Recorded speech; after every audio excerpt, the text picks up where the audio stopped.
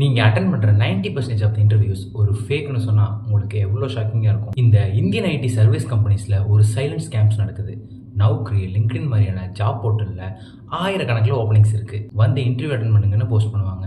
நம்மளும் அதை நம்பி அப்ளை பண்ணுவோம். ஒரு சில பேருக்கு எந்த ஒரு ரெஸ்பான்ஸும் வராது, அப்படியே கோஸ்ட் பண்ணிடுவாங்க. இன்னும் சில பேருக்கு டெக்னிக்கல் இன்டர்வியூ, மேனேஜரியல் இன்டர்வியூன்னு ப்ராசஸ் எல்லாம் வச்சுட்டு அதுக்கப்புறம் எந்த ரெஸ்பாண்டும் பண்ணாம கோஸ்ட் பண்ணிடுவாங்க. பட் ஏன் இந்த கம்பெனிஸ் எல்லாம் இந்த வேலையை பண்றாங்க? நம்மளை ஆசை காட்டி ஆப் வைக்கிறதுல அவங்களுக்கு என்ன கிடைக்க போகுது?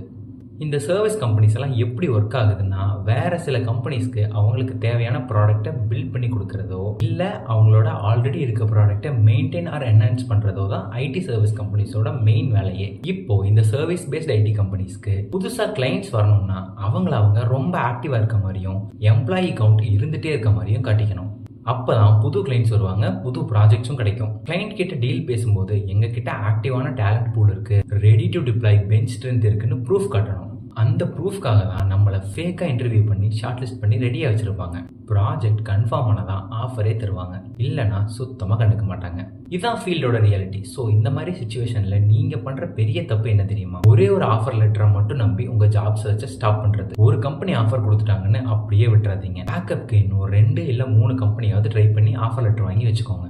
இந்த மாதிரியான ரா ஐடி கரியர் ஹிண்ட்ஸ்க்கு நம்ம பேஜ் ஃபாலோ பண்ணிக்கோங்க.